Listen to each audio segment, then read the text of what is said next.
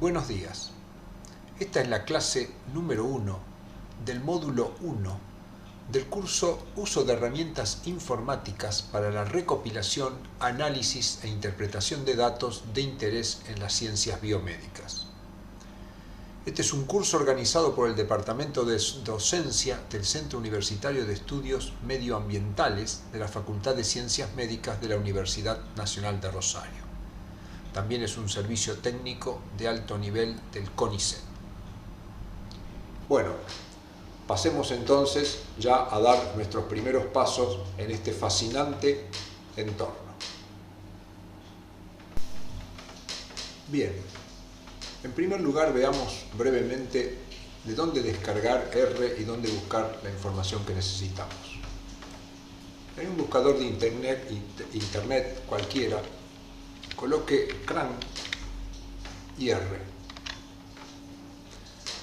Y va a encontrar un sitio de Comprehensive R Archive Network. Hacemos clic acá y entramos a un sitio donde en la primera parte vemos descargar R, y acá tenemos descargar R para Linux, descargar R para Windows o para Mac.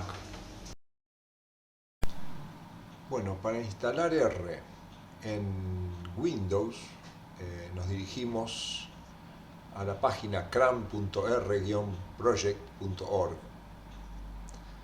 En esta página acá encontramos para la instalación a las tres plataformas, para Linux, para Mac y para Windows. Entonces vamos a descargar los archivos correspondientes a Windows. Hacemos clic, el que se utiliza es Windows base. Acá tenemos la versión 4.2.1.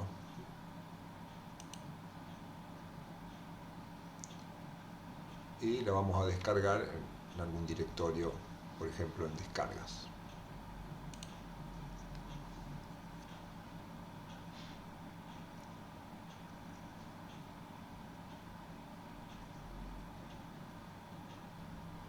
Bueno, una vez que hemos descargado la versión de R para Windows, hacemos doble clic.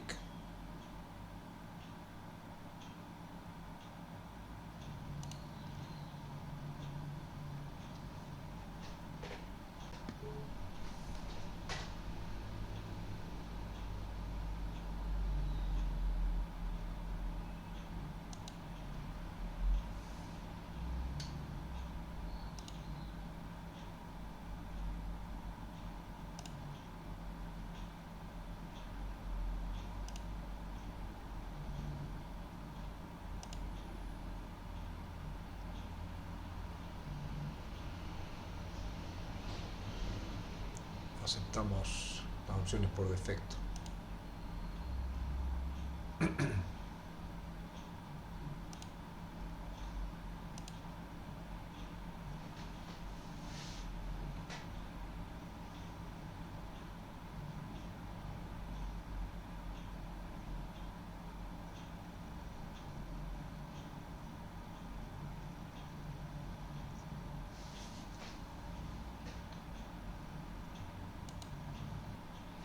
Bueno, y ahí tenemos entonces R instalado.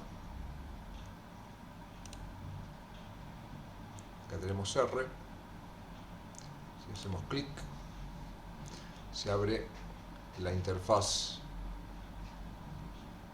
de usuario.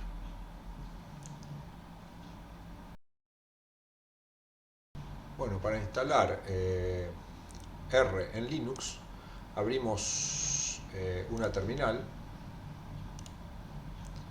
y escribimos sudo apt install rbase. Damos enter, nos pide la contraseña.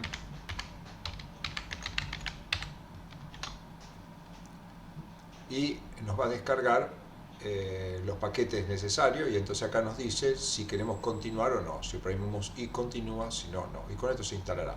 Yo voy a poner no porque ya lo tengo instalado. Entonces vamos a salir de acá. Otra alternativa para instalar R en Linux es abrir el gestor de paquetes que conocemos como Synaptic. Nos pide la contraseña.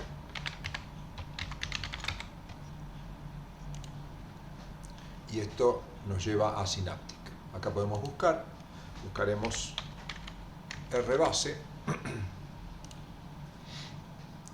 y acá nos va a buscar, vamos a ver, rbase.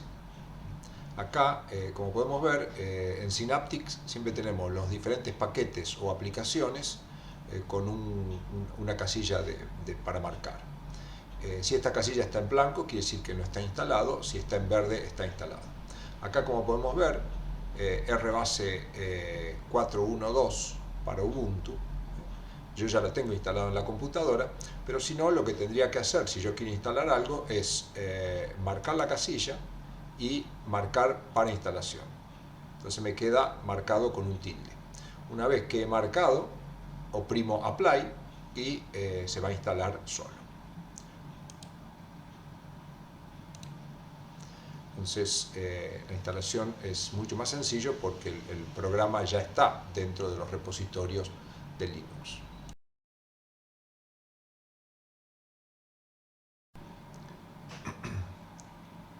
Bueno, vamos a ver cómo instalar RStudio, que puede ser de utilidad, o muchos ya lo pueden tener instalado.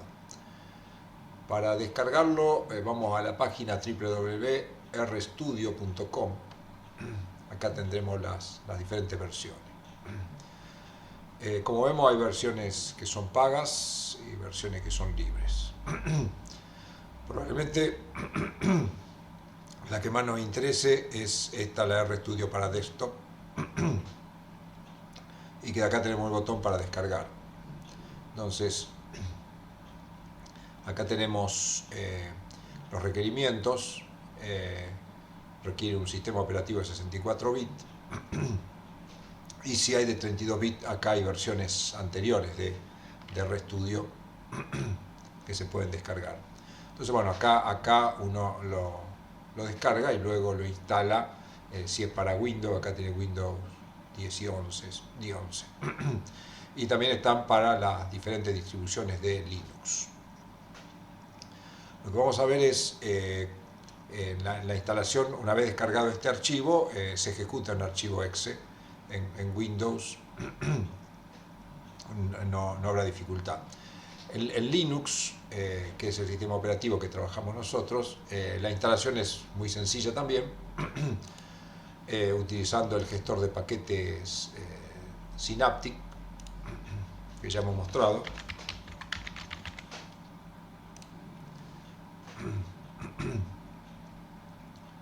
Ingresamos y vamos a buscar RStudio. Y como siempre, bueno, en Synaptic nos busca en todos los paquetes, y acá tenemos RStudio, la versión que nos instala. Y bueno, como ya mostramos antes, Synaptic nos está mostrando en color verde el recuadro. Quiere decir que bueno, ya en esta computadora tenemos instalado RStudio. Una vez que hayamos instalado RStudio, ya sea en Windows o en Linux, la ejecución es sencilla.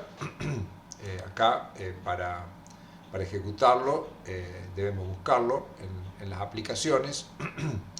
Tenemos que ver si está, acá está dentro de Development, tenemos RStudio. Entonces lo que vamos a ver luego a lo largo del curso es, siempre el curso lo vamos a desarrollar desde la terminal o consola de Linux, que es igual a la interfaz gráfica de Windows y a la consola de RStudio, pero de todas maneras lo vamos a ir mostrando a lo largo del curso.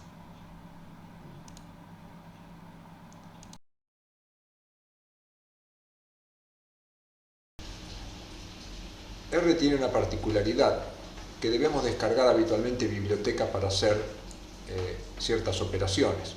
Entonces, para las bibliotecas directamente en la misma página, acá donde tenemos que dice Packages, hacemos clic acá y se nos despliega esta página donde acá vemos la tabla de paquetes ordenados por publicación y ordenados por nombre. Entonces, si nosotros hacemos clic acá, tenemos todos los paquetes por orden alfabético. Si uno quiere buscar un paquete en particular, hace clic sobre el vínculo y eso automáticamente lo va a llevar a alguna descripción, donde acá tenemos básicamente los archivos para descargar.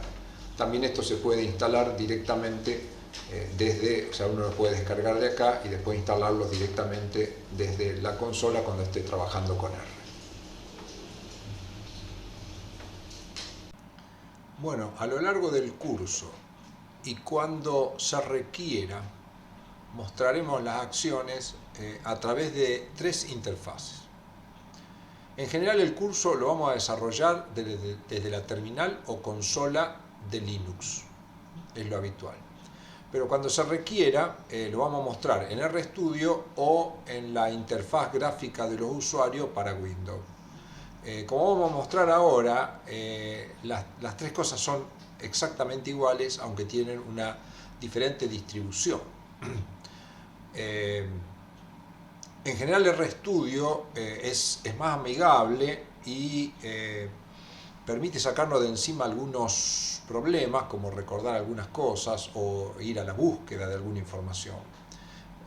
En mi experiencia, yo recomiendo el trabajo desde la terminal o desde la interfaz gráfica de usuario y poner el mayor esfuerzo en el manejo de las funciones. Pero bueno, cada uno elegirá el mecanismo que le convenga. Entonces, acá tenemos, esta es una consola de Linux en la cual hemos arrancado R. Como dijimos, desde el prompt colocamos R mayúscula, oprimimos Enter y lo primero que nos aparece es esto. Acá aparece la versión de R, el nombre que tiene y una serie de escritura, cómo citarlo, etc. Y acá quedamos la línea de comando donde nosotros escribiremos un comando, por ejemplo, ls, por poner un comando. ls es un comando que nos indica qué objetos tenemos en nuestro espacio de trabajo, como si uno dijera, bueno, qué archivos. En realidad no son archivos, pero para una primera introducción. Entonces ejecutamos y acá nos dice, bueno, tengo un objeto que se llama A, que puede tener algún tipo de datos, B, C, etc. Entonces esta es la terminal de Linux y se ejecuta, se escribe el comando acá o se pega el comando con el mecanismo que tenga de pegado. Y vamos a ver lo mismo con respecto a la interfaz gráfica. Vamos a dejar esto acá, vamos a dejarlo acomodado ahí. Vamos a ver la interfaz gráfica de Windows. Yo lo tengo acá abierto en una máquina virtual.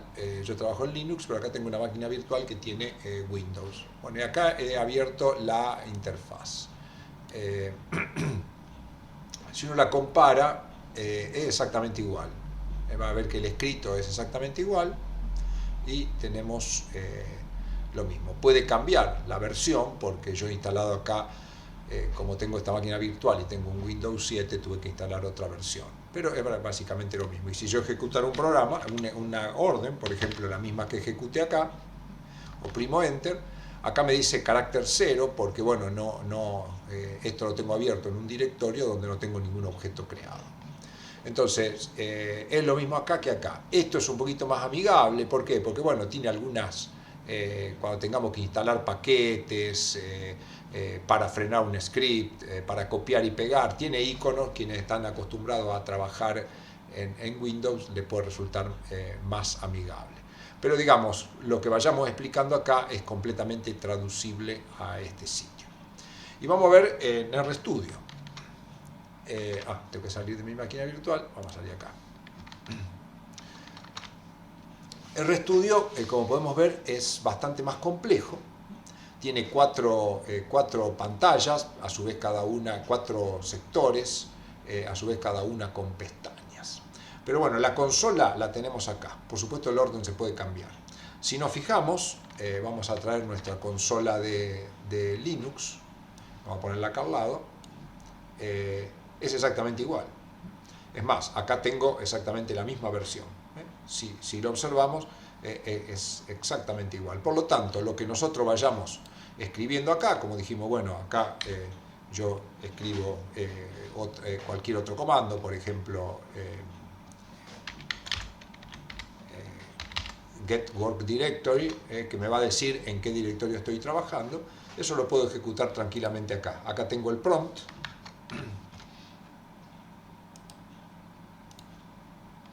Acá tengo la línea de comando. Entonces, si yo ejecuto get work directory,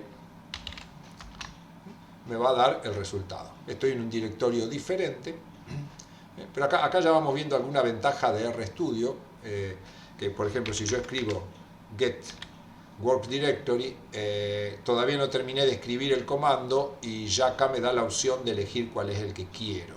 Entonces eso lo hace un poco más amigable. De todas maneras, acá tengo exactamente lo mismo, ya vamos a ir viendo. Si yo escribo get work directory y oprimo 2 veces el tabulador, ya automáticamente me lo autocompletó. O sea que también, digamos, la consola, la terminal de Linux tiene una ventaja interesante, porque si uno escribió menos, por ejemplo, yo escribí solo la G y la E y oprimo 2 veces el tabulador, me va a dar todas las funciones que empiezan con G y E para que yo elija la que quiero. Entonces, bueno, decidirá usted cuál elegir. Yo, por supuesto, recomiendo la consola.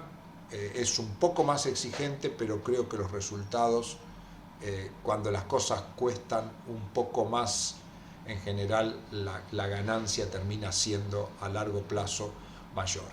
Pero bueno, todo va a ser digamos, ejecutable de la misma manera en cualquiera de los 3 entornos. Bueno, manos a la obra con R entonces. Hoy es nuestro primer contacto. Vamos a ver cómo trabajaremos con este programa. Vamos a abrir una consola que tenemos en esta posición y vamos a agrandar para ver con más facilidad los comandos que vamos a poner. Entonces acá estoy al inicio. Yo voy a trabajar. Vamos a ingresar al directorio donde queremos que nos queden guardados nuestros análisis, nuestros datos. Con las flechas del teclado yo puedo buscar los comandos anteriores. Entonces yo voy a guardar mis datos en un directorio que lleva mi nombre, alf, cursos, R, y he creado una carpeta que se llama módulo 1. Ahí estarán todos los ejercicios de módulo 1. Entonces con el comando cd cambiamos. Y acá estamos dentro del directorio módulo 1. ¿Cómo arrancamos R? Muy sencillo. Colocamos R mayúscula y le damos Enter. Y acá nos arranca. Entonces nos indica la versión. Yo estoy trabajando con la 3.2.3. Nos da alguna información que ya vamos a ir analizando. Y acá me aparece, dice que se ha restablecido el espacio de trabajo salvado previamente. Es decir, yo ya he estado trabajando en este directorio, preparando los ejercicios de esta clase, y tengo ahí una serie de información, de ejercicios. Si yo quiero conocer qué hay dentro de mi espacio de trabajo, voy a tipear ls. Estos comandos tenemos que ir haciendo en nuestros archivos. Yo voy a enviar un documento con esto. Tipeamos ls con doble paréntesis, damos Enter, y acá nos muestra los objetos que hay guardados. Es decir, A, B, X, que son objetos que yo he ido haciendo. Para empezar desde cero los voy a borrar con el comando. Ya vamos a ir viendo todos estos comandos, pero vamos anticipando un poco. Yo los voy a borrar con el comando rm de remove. Yo voy a borrar el A, el B y el X. Si le doy Enter, ahí me ha ejecutado un comando en el cual me eliminó esos objetos donde había datos. Si vuelvo a ver que me queda en el espacio de trabajo, me dice carácter 0, o sea, he limpiado el espacio de trabajo. porque voy a crear nuevamente esos objetos ahora a lo largo de la clase.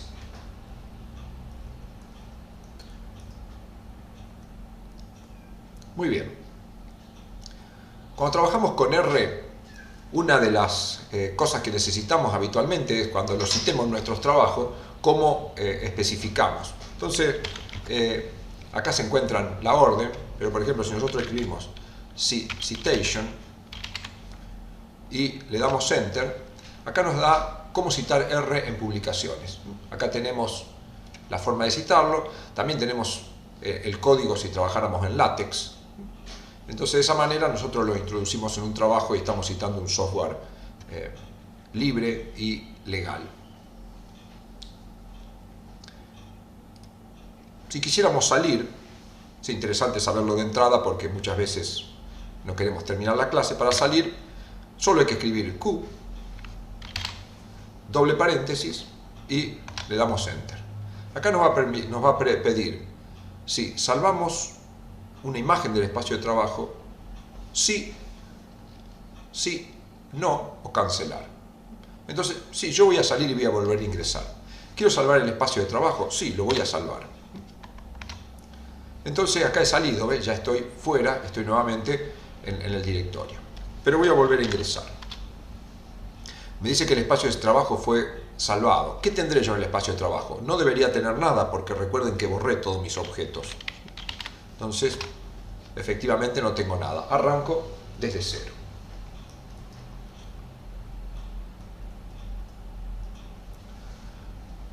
Obtengamos algún otro tipo de información. Por ejemplo, si quisiéramos saber información sobre la versión que estamos trabajando, el comando es session info y acá nos da la versión R323, nos da una serie de datos, muchas veces no entendible para todo el mundo, y cuáles son los paquetes que ya están unidos. Tenemos el paquete stat, graphics, dataset, method, base. Son diferentes paquetes donde están las operaciones que podemos realizar. Si tuviéramos que escribir, suele ocurrir muchas veces que no recordamos los comandos completos, pero por ejemplo uno recuerda que comienza con SE, entonces si oprimimos directamente la tecla tabulador, se autocompleta. Entonces eso es muchas veces de mucha ayuda y aparte acelera el trabajo cuando uno trabaja habitualmente con este tipo de programas. Entonces, como vimos, con esto teníamos la información que vimos recién. También podemos conocer qué bibliotecas tenemos cargadas. Entonces, para eso escribimos library, seguido de dos paréntesis vacíos, y acá nos va a buscar todas las bibliotecas que tenemos cargadas. Entonces acá nos indica, estas son las bibliotecas que vamos a ir usando y qué hace cada una de ellas. Y que ya vamos a ir teniendo información respecto de esto. Para salir de acá oprimimos Q y volvemos nuevamente a la consola bajo nuestro comando. Si quisiéramos saber en qué directorio estamos, por supuesto ya lo sabemos, recién ingresamos, estábamos en el directorio con mi nombre, que decía cursos, R y módulo 1, pero si quisiéramos conocer el directorio, podemos utilizar get work directory, y acá me indica dónde estoy. Como les dije recién, si yo no recuerdo cuáles son las letras, pongo las primeras, oprimo tabulador. Si no me marca nada es porque hay más de una, entonces oprimo dos veces y al oprimir dos veces me aparecen todas las funciones de R que se escriben con get. Entonces, bueno, será cuestión de buscar acá y refrescar un poco la memoria, pero acá tengo get work directory, entonces es una forma. Cuando hay muchas me las va a mostrar a todas y no de entrada. También podemos ver qué hemos estado haciendo durante el día de trabajo. Si escribimos history, acá me aparecen todos los comandos que he escrito probablemente desde que empecé a trabajar en esta sesión. Acá tenemos los últimos comandos, get work directory, library, las diferentes opciones, y esto está todos los comandos desde que yo he empezado a trabajar. Siempre para salir de estas situaciones, cuando vemos que no nos queda para escribir, oprimimos Q directamente, y para poder ejecutar los comandos nosotros tenemos que estar luego de este signo que tenemos acá. Muy bien. Como ya vimos, con ls veíamos el espacio de trabajo. No tenemos nada. Si uno escribe, supóngase que escribimos el comando y lo escribimos mal, no es ningún drama. Nos aparece un más, quiere decir que está faltando algo. Entonces acá nos dice, bueno, usted cometió un error, hay un inesperado paréntesis, entonces bueno, nos salió y no ha pasado nada en nuestro trabajo. Muy bien, entonces vamos a empezar. El módulo 1 básicamente es cómo introducir datos a R, cómo sacar datos en R y cómo relacionarnos con otros programas. Los datos se pueden introducir y sacar de diferente manera, pero vamos a trabajar básicamente con tres tipos de datos en este curso, que son los vectores, los data frame y las matrices. El vector es un conjunto de datos que nosotros tenemos y las matrices también son datos, pero que tienen más una distribución como tablas, al igual que los data frame. Entonces vamos a ver primero los vectores. Supongamos que queremos tenemos una serie de datos, por ejemplo, los datos 1, 2, 3, 4 y 5, que son los números, por ejemplo, de algunas unidades experimentales, nuestros tubos, por ejemplo, con los que estamos trabajando en el laboratorio. Entonces, a ese vector le debemos poner un nombre. No es recomendable poner un nombre A porque después no sabremos qué es, pero tampoco es recomendable poner un nombre muy largo. Sí, es recomendable poner nombres que de alguna manera nos orienten a qué información existe dentro. Pero bueno, para nosotros este se va a llamar A. Entonces, para definir un vector, acá estamos creando lo que llamamos un objeto. Un objeto es algo que tiene datos. Para asignarle los valores al objeto A, usamos este símbolo que es una flecha. También podríamos usar el signo igual. Y para definir un vector, se comienza siempre de la misma manera. Se pone la letra C minúscula, paréntesis, y luego los datos. Y cerramos el paréntesis. Ahí hemos introducido los datos 1, 2, 3, 4 y 5 dentro de un vector que llamamos A. ¿Será cierto? Para saber si está, tipeamos A, y ahí nos indica que el objeto A tiene los números 1, 2, 3, 4 y 5. Si escribimos ls, que recordarán es el comando para saber qué hay dentro de nuestro espacio de trabajo, ahora nos dice que dentro de nuestro espacio de trabajo hay un objeto que se llama A, que sabemos qué es. Podemos pedirle información respecto de A. Ahora nos acordamos qué tiene, pero quizás mañana no. Entonces, bueno, una forma de pedirle información es que nos nombre qué tiene. Otra es pedirle un summary de A. Y acá nos indica en el summary, nos está indicando una serie de datos, cuál es el número mínimo, cuál es el número máximo, cuál es la mediana, cuál es la media, cuál es el primer cuartilo y el tercer cuartilo. Como es un vector numérico, nos está indicando datos numéricos.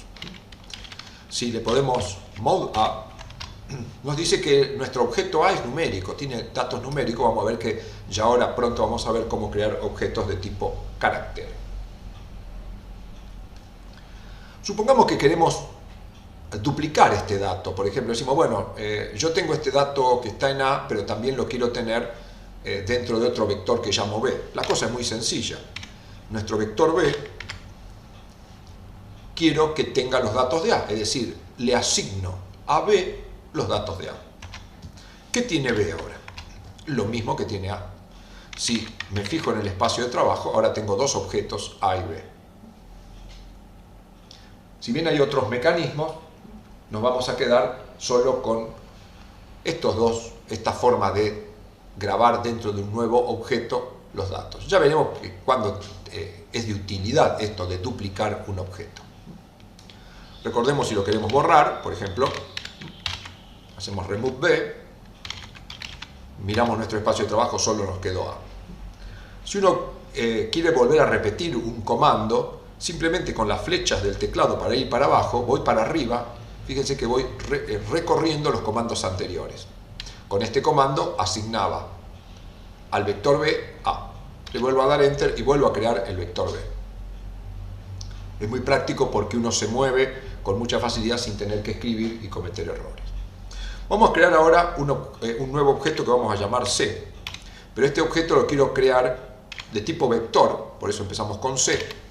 No confundir, esta C es el nombre del objeto, esta C es una obligación de poner cuando yo quiero definir un vector. No es recomendable ponerle a un objeto el mismo nombre de una función o comando, ¿no es cierto? Pero bueno, acá quedó así. Yo voy a definir ahora un vector que en lugar de tener número tenga caracteres. Por ejemplo, teníamos tubos, que los llamamos 1, 2, 3, 4 y 5, que los teníamos acá. Y a esos tubos les quiero asignar una propiedad u otra numeración. Entonces digo, no, bueno, el tubo A lo voy a llamar A este lo voy a llamar B, etc. Entonces, creamos un vector. Si quiero que tenga caracteres, los caracteres tienen que ir separados, tienen que llevar comillas. Entonces, los caracteres que voy a introducir son X, Y, Z, U y B. Le damos Enter. ¿Qué tenemos dentro de C? Los caracteres que hemos introducido. Si le pedimos un summary, me dice que me equivoqué en algo. Claro, acá en summary me olvidé de indicarle quién. Yo quiero saber qué tiene el objeto C. Entonces el objeto C me dice que tiene 5 caracteres. Es del modo carácter, es de la clase carácter y la longitud es 5. Entonces eso me da el contenido. Si le pido el mode, ya me lo indicó acá, pero bueno, con el comando mode me dice que ese vector es un vector de tipo carácter. Vamos a ver algunas funciones para el manejo de vectores. Usted en el archivo PDF que va asociado a esta clase tiene todo esto escrito para más facilidad. Entonces, recordemos, teníamos un vector que llamamos A que tiene estas características. Entonces veamos algunas funciones. Por ejemplo, la función maxA. ¿Qué nos da? Max es la función máximo, entonces toma el objeto y busca el valor máximo, que es A. Así tenemos varias funciones. Por ejemplo, min_a me da el valor mínimo. Range_a me da el rango, es decir, el valor mínimo y el valor máximo. Length_a me da 5. ¿Qué es esto? Esto es la longitud, la cantidad, en realidad la cantidad de elementos que tiene mi vector. SumA me va a dar la suma. Si yo sumo los números, me da 15. ProdA me da 120, que sería el número que surge de multiplicar 1 por 2 por 3 por 4 y por 5. MinA me da la media. Si hago la media, es 3. Median_a me da la mediana, por la distribución homogénea que tenemos acá. La mediana coincide con 3. SDA me da el desvío estándar. VAR_a me da la variancia de los datos. Y así podemos tener otras operaciones sobre un determinado vector. Ya vamos a ir viéndola. Será conveniente que usted vaya haciendo su propio apunte, su ordenamiento de funciones. Y de todas maneras, bueno, si uno tiene duda, si uno quiere aplicar una función determinada, siempre recordemos esto. Existe la función help. Si uno no se acuerda cómo se realiza una determinada función, por ejemplo, dice, bueno, yo no sé cómo se calcula la media, entonces poniendo help min, esto lo va a llevar a una ayuda. Le dice que min es una función que está dentro del paquete base, es la media aritmética, me explica cómo la calcula, y acá me dice, bueno, para calcularla tengo que escribir min y x, y algunas cosas más. ¿X qué es? Dice, es un objeto de R. O sea, yo acá coloco el nombre de un objeto y me va a dar la media. Entonces, bueno, iremos acostumbrándonos a leer toda esta información. Es extremadamente valiosa. Y tienes normalmente al final un ejemplo. Por ejemplo, acá me dice, bueno, calcular la media de un determinado vector. Y acá tenemos el que aplicamos nosotros, por ejemplo, media de X. Y hay otras formas de trabajar. Cuando aparece al final end, recuerde que tiene que oprimir Q para salir. Bien, continuemos con el aprendizaje de funciones. No se desespere, no sé cuántas son, porque realmente todo lo que uno quiera hacer, todo lo va a encontrar dentro de R. El asunto es ir aprendiendo y luego cuando uno quiera hacer algo y no sepa cómo hacerlo, es preguntarle a alguien que seguramente ya lo ha hecho y ha tenido la solución. Ya le contaré algunas historias interesantes respecto al manejo de este programa. Vamos a ver la función sort. ¿Qué es sort? Ordenar. Nosotros tenemos un vector, vamos a ver primero el vector. Fíjese, le doy enter ahí con sort, me da una serie de errores, claro, no, le puse sort y no le dije qué es lo que tenía que hacer, entonces nos escribe cosas horribles que afortunadamente no podemos leer. Vamos a ver el vector A. El vector A era 1, 2, 3, 4 y 5, ¿cierto? Entonces, si yo le pongo sort A, me da 1, 2, 3, 4, 5, porque ya está ordenado. Pero le podemos agregar algunos argumentos. Por ejemplo, el argumento decreasing puede ser true o false. Si ponemos true, nos está ordenando en forma decreciente. Si ponemos false, nos está ordenando, o sea, es falso, decreciente, lo está ordenando en forma creciente. Si no ponemos nada, lo dio en forma creciente. ¿Por qué? Porque la forma decreasing false es la default, o sea, la forma que ya tiene incorporada, o sea que no necesitamos muchas veces incorporar muchos argumentos. Entonces esto es interesante cuando uno tiene una gran serie de datos para ordenarlo o aún cuando tenga pocos.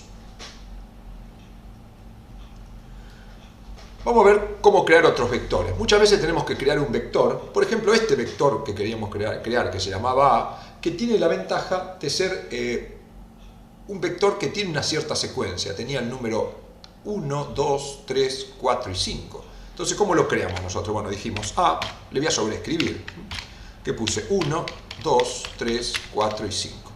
Este es fácil, el vector A me dio 1, 2, 3, 4 y 5. Pero yo lo podría haber creado con algunas funciones, por ejemplo la función sec, que crea secuencias. Entonces yo le digo, bueno, yo quiero crear un vector que vaya de 1 a 5 y de a 1. Y entonces me crea el vector. Pero bueno, para asegurarnos eso, vayamos a nuestro espacio de trabajo. Recuerde, con ls vamos a ver los objetos. A, B, C. Borremos todo. Borremos el vector A. Remove A. En el espacio de trabajo no lo tengo más A. Creemos A ahora con la secuencia, para no pensar que nos ha quedado escrito de otra manera. Entonces el vector A va de 1 a 5 en secuencias de 1. Le doy enter. ¿Qué tengo dentro de mi espacio de trabajo? Nuevamente el vector A. ¿Qué tiene A? 1, 2, 3, 4 y 5. Así que cuando uno tiene que crear vectores que sean secuencias, puede utilizar esto. Por ejemplo, supongamos que hacemos el vector A. Este es el nombre. Entonces, vamos a escribirlo acá. O sea, yo puedo, edito esto y voy a decir, bueno, voy a crear un nuevo vector A, que va a tener, por ejemplo, una secuencia de 1 a 53 y que vaya de a 2. Entonces, ¿qué me quedó dentro del vector A? Me quedaron todos los vectores, fíjese, va de 1 a 53 y va de a 2. El primer elemento es el 1, el otro es el 3, el otro es el 5 y así sucesivamente. Me lista primero acá una serie de elementos hasta el 26, luego acá me da el 26 y el 27. Tiene 27 elementos. ¿Tendrá 27 elementos? Con length A. Vemos que tiene 27 elementos. Borrémoslo para que no nos quede en nuestro espacio de trabajo este vector que no lo vamos a utilizar. Nos quedó el vector A, B y C. También podemos crear otro tipo de vectores. Supóngase que uno quiere crear un vector que tiene una serie de elementos. Por ejemplo, llamamos a este vector 15 y usamos la función rep. Esta función tendrá 15, el número 15 37 veces. Veamos si es cierto. 15, ahí tenemos 15 repetido 37 veces, como podemos ver acá.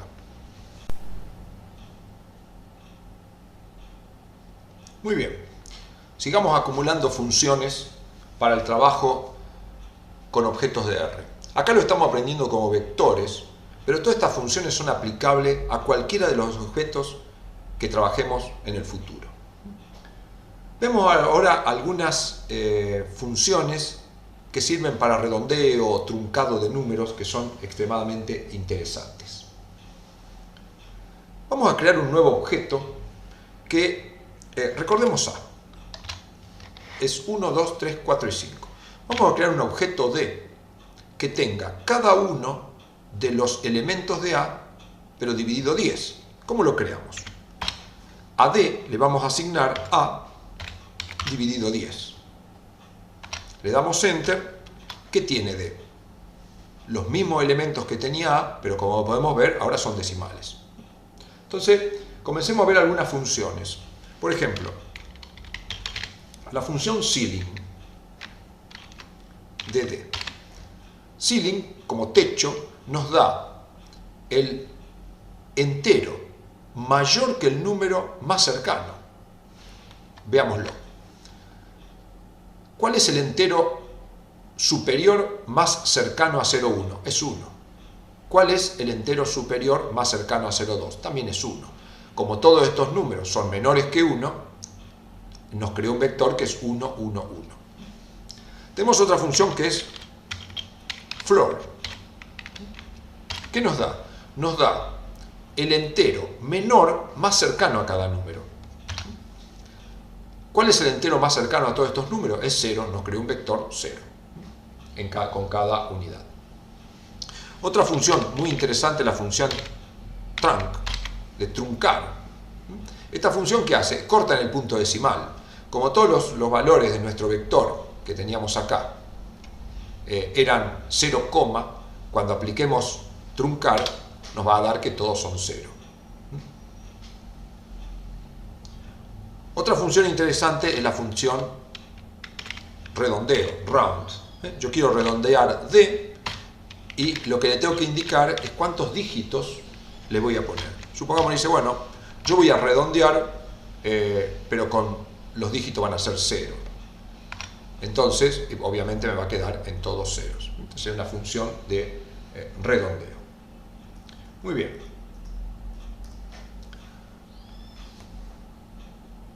Otra función interesante que también puede crear vectores, que es muy útil muchas veces en algunos modelos, cuando uno tiene que producir cierta aleatoriedad, es la creación de números aleatorios, vectores de números aleatorios. Runif es la función, y supongamos que quiero crear un vector que tenga 10 elementos que estén comprendidos entre 0 y 1. Fíjense, acá me creo 10 elementos, todos los elementos están comprendidos entre 0 y 1, como yo le indiqué, pero son números aleatorios. Esto es muy interesante para algunas aplicaciones, inclusive hasta si uno tiene que jugar una boleta de lotería, ¿no es cierto? Puede llegar a ser de utilidad. ¿Qué tiene de interesante R, además de todos estos cálculos? Es la anidación o utilización de funciones de manera simultánea. Supongamos lo siguiente. Yo apliqué esta función, la vuelvo a escribir. Ya sabemos que esta función que apliqué acá me genera esto. Pero yo puedo a esto multiplicarlo por 10. Si yo lo multiplicara por 10, ¿qué me daría? Me daría números aleatorios, pero que están multiplicados por 10. Fíjese, ahora los números, al multiplicarlo por 10, todos caen entre 0 y 10, no entre 0 y 1 como caía antes. O sea que yo a una función le puedo aplicar automáticamente y puedo complicarlo aún más. Supóngase que a esto digo, no, pero bueno, yo lo quiero truncado. No quiero todos los números con todos los decimales. Entonces edito la función ¿Y qué me da? Me da números aleatorios pero truncados. O sea, acá seguramente seguían números. Entonces de esta manera puedo anidar funciones. Podría, por ejemplo, usar la función que ya aprendimos, ceiling, y acá me generó números aleatorios y luego de haber generado esos números aleatorios, entre 0 y 1 los multiplicó por 10 y luego de haber multiplicado por 10 le buscó el entero más cercano superior y me generó otros números que siguen siendo aleatorios. Podemos hacer algo más, por ejemplo, supóngase que a todo esto le queremos calcular la media. Hay un generador de números aleatorios, o sea que cada vez que ejecuto esto me va a dar cosas distintas. Pero ¿qué estoy haciendo en esto? Primero generé 10 números aleatorios entre 0 y 1. Luego a esos números aleatorios los multipliqué por 10. Luego a esos números le busqué el entero más cercano, superior, y luego le calculé la media. Si le doy Enter, sorprendentemente hace ese cálculo. Uno dice, bueno, pero quiero seguir trabajando. Bueno, a esa media le quiero restar, por ejemplo, el valor 2. Y ahí me hizo todo el cálculo y me restó el valor 2. Y así sucesivamente uno puede seguir sumando funciones y dice, bueno, no, a todo esto que le saqué la media, le resté el valor 2, lo quiero multiplicar por la raíz cuadrada de 34. Y ahí lo hizo, sorprendentemente acá está escrito, hay una serie de operaciones a una velocidad incalculable.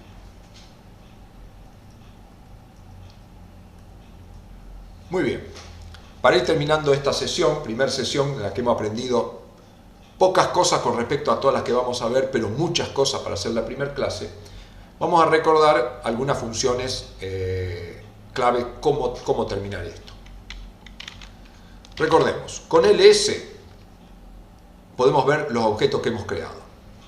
Nombrando cada objeto, puedo ver qué tengo adentro. En A tengo los números, en B debería tener lo mismo porque había duplicado, C era un vector de caracteres, D era una secuencia numérica que habíamos creado y 15 era otra secuencia. Bueno, yo quiero borrar, si quiero borrar un elemento, por ejemplo, borrar A, ahí ya lo borré, si pongo ls no lo tengo más. Y existe una forma interesante, bastante dañina si uno se descuida, que es borrar todo. Por ejemplo, con remove list igual ls, esa función, cuando uno tiene muchos elementos, muchas veces borrar de a uno es complicado. Entonces con esto uno le da enter y si ahora se fija que le quedó acá adentro no tiene absolutamente nada. Muy bien, vamos a ver a continuación algunas cosas respecto del manejo de los archivos y quedaremos preparados para una ejercitación y la clase número 2. Muy bien, bueno, tenemos que salir del programa obviamente. Vamos a salir del programa, como recordamos es Q, doble paréntesis. Acá nos pregunta, salvar la imagen. Yo he borrado todo, me quedó vacío el workspace. Le vamos a poner que sí, cuesta poco, no hemos hecho nada que tenga valor. Entonces de esta manera vuelvo a la línea de comando, ya he salido de R. Voy a cerrar la consola y vamos a ver el trabajo con los directorios que son interesantes. Vamos a abrir un administrador de archivos y vamos a buscar el directorio con el que estabas trabajando. Recordemos, estaba dentro de ALF, que es mi directorio. Acá tengo cursos. Dentro de cursos tengo el curso R. Dentro del curso R tengo módulo 1, que es donde estamos trabajando. Yo trabajé dentro del módulo 1. Normalmente R crea archivos que son ocultos a prueba de que alguien los borre. Para poder verlo, con control y H me aparecen los dos archivos de R. Un archivo que se llama rdata y otro rhistory. Rdata tiene todos los datos, los objetos que yo he creado y que guardé cuando salí de mi espacio de trabajo. Si yo este archivo se lo mando a otra persona, lo cambio de directorio, lo copio, puedo abrir otro archivo y tener todos los datos y trabajar sobre eso. El rhistory es interesante. Habitualmente, como la vida nos lleva a maltraer, muchas veces el R-History pasa a ser, digamos, un archivo sin importancia para nosotros, pero les recomiendo cada vez que termine una sesión abrir este archivo. Este es un archivo de texto que lo voy a abrir con un editor de texto. ¿Qué tengo dentro del R-History? Del R-History tengo todo lo que he hecho desde que he empezado a trabajar con R dentro de este directorio. Entonces acá tengo una serie de cosas que he creado. Vamos a ir de atrás para adelante, va a ser más fácil de entenderlo. Acá tengo Q, que es cuando salí, LS, que es lo que me fijé, acá es cuando borré todo. Entonces uno tiene una serie de comandos que ejecutó. Entonces, uno podría guardar los comandos más importantes. Por ejemplo, dice, bueno, este ls no me interesa, este ls tampoco. Acá cuando borré A tampoco. Dejo este comando que es cuando borré todo. Todo esto tampoco me interesa, lo borro. Pero sí me interesa dejar estas funciones que aprendí. Fíjense, acá son todas las funciones que apliqué. Acá voy a dejar esto que es cuando hice la división. Acá tengo otra vez el comando cuando creé un vector que repetía 37 veces al número 15. Y acá tengo las otras funciones cuando calculé la longitud, cuando creé un vector que tenía una secuencia que iba desde 1, cuando creé una secuencia que iba desde 1 hasta 5. Vamos a borrar esto. Acá guardo cuando hice ordenamiento decreciente y no decreciente, o cuando hice ordenamiento sin condiciones, cómo pido una ayuda, cómo calculé la variancia de cada una de ellas. Es decir, voy dejando las cosas de utilidad, cómo le pedí el módulo, cómo le pedí un summary. Acá está cómo creé un vector de caracteres, y acá está cómo creé, por ejemplo, el vector de números. Acá está history, directorio, etcétera, etcétera. Entonces, bueno, esto de para acá arriba es viejo, lo voy a borrar. Y entonces acá yo le puedo poner, colocándole el numeral, por ejemplo, sesión de trabajo del 1 del 9 del 16. Y salvo. ¿Qué tiene de interesante esto? Cuando yo vuelva a entrar en R, se me va a cargar el RData con mis datos y el R-History, pero este R-History